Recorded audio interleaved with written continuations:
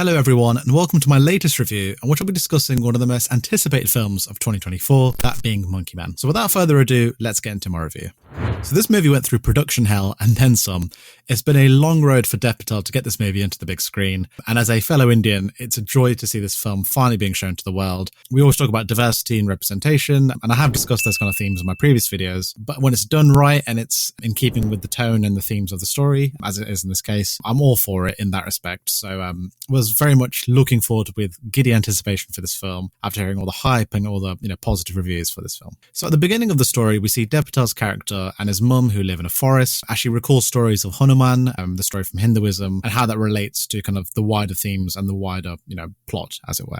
We then transition to Dev Patel's character now as an adult, as we see him struggling to make ends meet as an amateur wrestler. And already from the get-go, we see this character who's worn down and beaten. He basically never wins a fight in the wrestling arena. And you've already got that kind of relatability, which Dev Patel does really well here. The idea that he's, like I said, struggling and can't seem to get a break in life. And as an audience member, it's good to have those kind of qualities because you're kind of rooting for the main character from pretty much from the get-go. We then quickly established that the corruption and injustice in India is very much apparent, specifically in the city that Dev Patel's character lives in. We see the idea, well, not necessarily the idea, an actual scene which sees Dev Patel's character's mum being killed by a corrupt policeman. And that very much is kind of the main basis for the film. And it really kind of is a springboard for a revenge action film in many ways, which is really good because it makes the film really simple in terms of its plot structure. There's no convoluted story elements and that kind of thing. It just enables the movie to just be kind of straight down the line, no kind of fluff or kind of clutter really in that respect. And the film kind of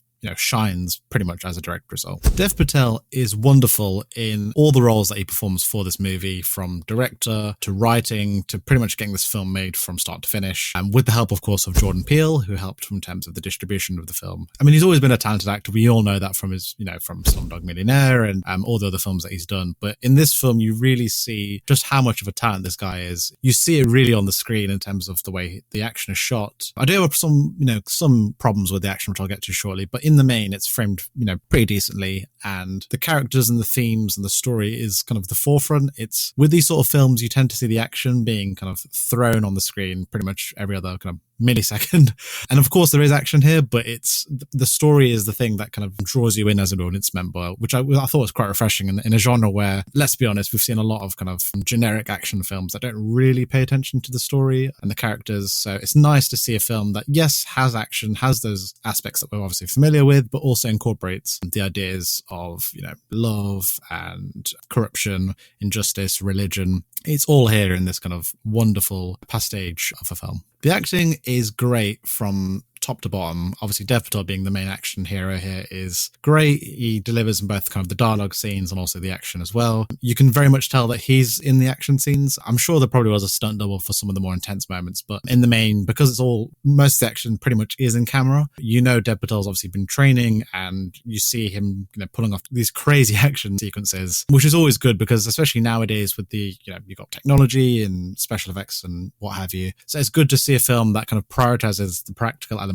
of action and puts it together in a way where we see, the stunt people and obviously the main actors doing the actual action that we, experience on screen. In terms of the action, it's, like I said, by and large, it's framed fairly well in terms of the way it's put together. I think especially during the middle of the film where we see Dev Patel's character fighting a cop in a toilet in all places. And then it kind of cuts away to the street scene where we see him and his friend jump into kind of a tuk-tuk.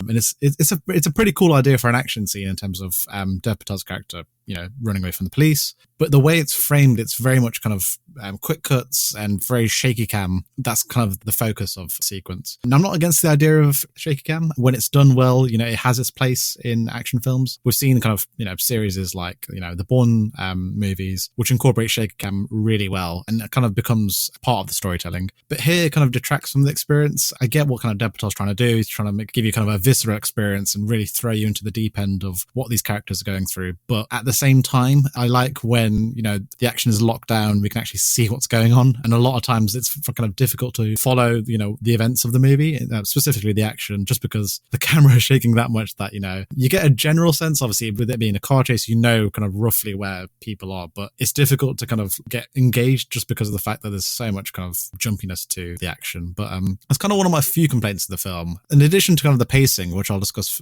shortly, like I said, in the main, the action is paced really well. It's obviously got that practical element as well. And despite those kind of nitpick, it's a film that really prides itself on the practicality and the showmanship of all the hard work and preparation that's gone into the film. The pacing in the main is done relatively well. The film goes along at a decent speed in terms of the action kind of flying by and obviously introducing the various plot points and that kind of thing. But at the same time, I say probably towards the end of the second act is when the film struggles in a lot of ways. We're kind of reintroduced to those plot elements that were introduced at the start of the film in terms of the corrupt police force, the political leaders who are aligning themselves with this corruption that's going on in the city. And I understand, like I said, story is important, but at the same time, you still want to entertain your audiences as well. I did kind of find myself not getting bored by any stretch of the imagination, but, the film definitely kind of it slows down somewhat during this part of the film. So it would have been nice if there was an extra action scene, but I understand what kind of Dev Patel was going for here. Like I said, this isn't, your John Wick kind of action film where the action's kind of being thrown at you every kind of half second. It very much is a story where the story is kind of takes precedent here. So if you're looking for a John Wick film, I'd definitely kind of lower your expectations in that respect. But if you're looking for a film where it treats its story and its characters with the utmost respect and throws in some pretty cool action sequences to kind of accompany it, then in the main, you're going to really enjoy this film. And for what it's worth, I enjoyed Monkey Man. Like I said, definitely has its problems in terms of, the way the action's kind of framed and also, the way it kind of moves along, certainly during the second act. But I can't really complain from Dev Patel's debut as a director. I think that's really important to add. It's kind of easy to critique films in general, especially when they've, directors have been established in the industry for so long. And if, for example, he was an established director and he put out a film like this, those kind of criticism would be maybe a little bit harsher in terms of, like I said, the action and the way the kind of the plot moves along. I'm kind of keen not to kind of, bash those elements too much, just because, like I said, it's his first film that he's directed. He's really shows he is a talent to be reckoned with. And I can see a lot of film offers going his way now from Hollywood in terms of, big directors wanting to work from him. Overall, I enjoyed Monkey Man. In terms of a rating, I'll probably give it a 7 out of 10. It's definitely not without its flaws, but like I said, I don't want to go too harshly into this film just because of the fact that it is his first film, and I'm sure as he kind of makes more films as a director, he'll only get better. But from what I've seen here, it's a thoroughly entertaining ride.